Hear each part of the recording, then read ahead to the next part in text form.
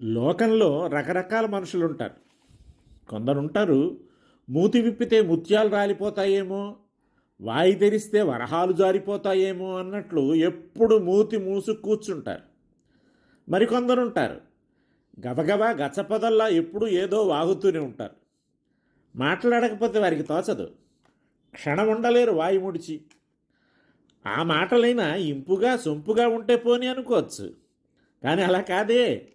వారు మాట్లాడేది వింటుంటే వినేవారికి కష్టం కలిగితే మనస్సు కలుక్కుమంటే ఏం బాగుంటుంది, ఎట్లా వింటారు? వారు అనుకుంటారు, మేము ఉన్నది ఉన్నట్లు మాట్లాడతాం, మా మనస్సుల్లో తెరలు పొరలు లేవు, నిక్కచ్చిగా మాట్లాడతాం అని.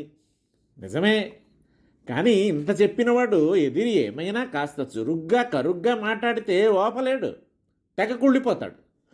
చూసేవా నన్ను ఎంత మాట అన్నాడో అని పనిగట్టుకుని 10 మందితో మొరపెట్టుకుంటాడు. నువ్వు ఎట్లా మాట్లాడితే అవతలివాడు అట్లానే మాట్లాడతాడు. ముండ అంటే ముద్దరాలంటుందా? అంచేత ఆవలివాడు నీతో మంచిగా మాట్లాడాలనుకుంటే ముందు నువ్వు వాడితో మంచిగా మాట్లాడు. నోరుజారి పొరపాటు మాట వదిలేవో రెట్టింపు వినటానికి సిద్ధంగా ఉండు. వినడం ఇష్టం కాదు, ఎవరికి ఇంపు కాని మాట పలకకు అంటున్నాడు నీతికారుడు.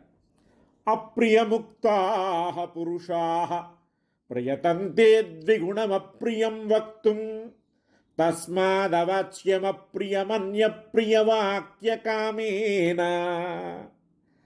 మనం ఎవరినైనా అప్రియాలు పలికితే వారు రెట్టింపుగా మనను అప్రియాలు పలుకుతారు.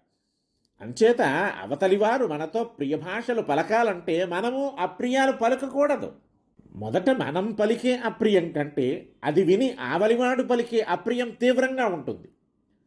తెలిసో తెలియకో ఎట్లాగో నోరు జారి వచ్చినది మొదటి అప్రియం. ఇందులో అంత కవ్వింపు ఉండకపోవచ్చు. అవతలివాడు తోకదొక్కిన తాచు, దాని కసి వాడి మాటల్లో ఉంటుంది. అందుకే ఆ అప్రియం ద్విగుణం అన్నాడు. అంతేకాదు ప్రయతంతే అంటాడు. ఏమంటే ఎట్లా అంటే వీడి గుండె చీరుకుపోతుంది, సిగ్గుతో తలవాలిపోతుంది, అవమాన భారంతో అణగారిపోతాడు అని విషయాన్ని వెతికి వెతికి ఆ మాటకు పదును పెట్టి మరీ వదులుతాడు. దాన్ని తట్టుకోవడం చాలా కష్టం. ఇంత దూరం వెళుతుంది విషయమని, ప్రతిచర్య ఇంత తీవ్రంగా ఉంటుందని తెలియక అలవోకగానే కావచ్చు వాడన్న మాటకు పర్యవసానం ఊహించినంత క్రూరంగా ఉండవచ్చు. ఎదిరి ఎదకు అప్రియంగా తోచినది నిజానికి సత్యమే కావచ్చును. నిజాన్నైనా అప్రియాన్ని విని జీర్ణించుకోగల సత్వవృత్తి మనుషుల్లో చాలా అరుదు. అప్రియాలు పలికి ఆనందం చిందించిన వారు లేకపోలేదు, కానీ అది అంతటా అందరికీ వర్తించదు. తిరుమల రాయలకి యుద్ధంలో కన్నుపోయింది, ఏకాక్షిగా మిగిలాడు. ఈ సత్యాన్ని దాచకుండా అతనికి అప్రియంగా కాకుండా హాయి అనిపించేట్టు అన్నాతి గూఢహరుడగు అన్నాతిన్గూడకున్న నసురగురుండవు అన్నా తిరుమల రాయడు కన్నొక్కటి లేదుగాని కంతుడు కాడే అని వర్ణించేట రామకృష్ణుడు.